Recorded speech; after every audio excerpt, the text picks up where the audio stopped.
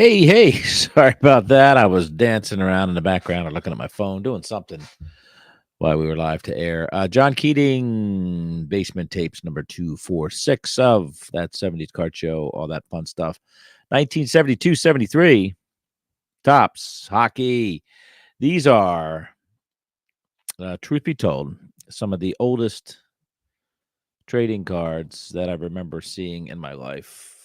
I don't know. I feel like I had a lot of these when well into the 80s. I feel like I had lot of these from my childhood, but the timing doesn't make sense since a lot of our cards were thrown out. I mean, my older brother's cards were thrown out around 1974. So I'm not quite sure what's going on, but I do remember these cards from way back. I have 131 of these now. This 131 cards has been built from the ground back up from scratch. Part of these cards that I had from way back when were a football with football cards given to a touring friend of mine to take a look at, see if he was interested in them, and I haven't seen him or the cards in 30 years now. So 72, 73 Tops, like I said, I have 131 of those. Let's look at Beckett. Beckett says there's 176 of these. 17 are rookie cards. So I have a foul up here. Let me see if I can get out of this foul up. There we go. I hadn't been logged into Beckett, so that wasn't showing the prices. $3.80 average value, $668.05 total value. Complete set of these appears to be fairly cheap, but it is not published for whatever reasons there in Beckett. The 1972-73 production mark Topps' largest set to date at 176 standard-sized cards. We're talking about hockey cards here. Expansion plays a part of the increase as the Atlanta Flames and the New York Islanders joined the league. Tan borders include team name down the left side.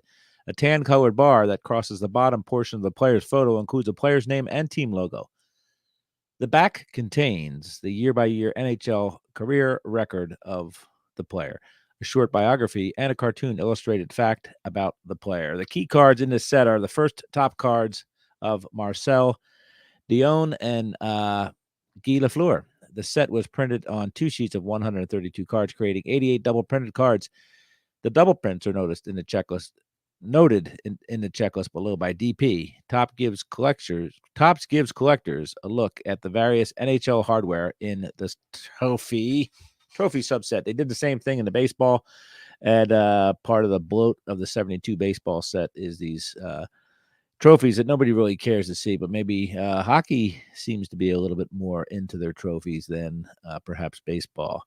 Let's look at the top 3 in here. Let's see. Beckett High descending. We have Bobby Orr, but he's a double print, but he's still number 1. The Stanley Cup trophy, number 2, which is odd, and Bobby Orr All-Star, which is the 3rd most valuable card. So Bobby Orr at the peak is bringing the heat along with the Stanley Cup trophy as well. Let's get over to TCDB. Again, 176 cards from the 1972-73 Topps hockey set. The teams are the Atlanta Flames, Boston Bruins, Buffalo Sabres, California Golden Seals, Chicago Blackhawks, Detroit Red Wings, Los Angeles Kings, Minnesota North Stars, Montreal Canadiens, New York Islanders, New York Rangers, Philadelphia Flyers, Pittsburgh Penguins, St. Louis Blues, Toronto Maple Leafs, and the Vancouver Canucks. Hall of Famers in here. There are 43 records, including playoff cards and leader cards and all that stuff. So I'll spare you a French lesson, and we'll go to the rookies. 18 records. I could probably pull this off, but I won't bore you because there aren't too many really interesting rookies in there from what I gather. Comments in here. Phil says a good-looking set from Topps with tan borders and nice photography. There are no key rookies in the set, but it has many stars and Hall of Famers. Let's look at the packaging. There is a rack pack. You can clearly see the beige borders with the yellow bar across the bottom with the name of the person or thing depicted on the card. Hart Memorial Trophy, Bobby Orr All-Star, and Bobby Orr base card there in one pack. So that's a pretty heavy-duty pack there. Kudos to whoever has that, who found that. That's Buccaneers Den posted that. The hockey is gorgeous. It has the hockey wax box. I mean, it says 10-cent NHL hockey bubble gum. Gum weight, net weight is 0.18 ounces. Curved tee tops. Gentlemen sprawled on the ice. A couple, what looks like Maple Leafs defending a lone singular Boston Bruins player. Nobody's got helmets on, and there is a Jason and or Friday the 13th mask. Michael Myers. Can't tell them. They all look the same to me, those crazy horror guys. The red wax packs clearly say hockey across the top, and then another freaky deek. Goalie waffle boards, glove hands, big old pads, and plastic masks abound with one stick of bubble gum. And then there is some fun on the side there. It says, it's a blast. Gold Rush candy coated bubble gum nuggets in drawstring cloth bags. Get it in 5 delicious flavors.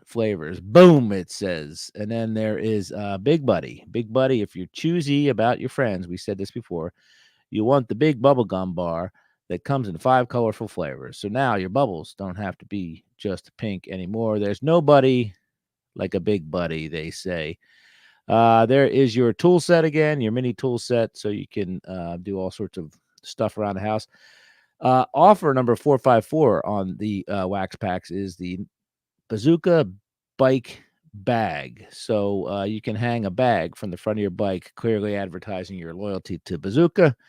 Looks kind of trashy. And also there is, finally, kids, get your giant size 24-inch by 36-inch full color poster of your favorite NHL hockey team. Send this wrapper plus $1.25 and your favorite team name to NHL room 2480 2 Penn Plaza, New York 10001. So you get yourself a big ass poster there. They are big posters compared to what Topps was giving out back in the day in the pack. So big old 24 by 36-inch poster. Let's look at the gallery here. Stanley Cup champions, the Bruins. They don't win enough, so they have to win on ice as well. Horizontal team card there, back when they used to do team cards in sports. Boston Bruins. And interesting on the horizontal card, the yellow bar depicting the subject is running vertically, and both design and in lettering as well. So Stanley Cup championship years it has back there for the Boston. This would have been their 5th, I guess.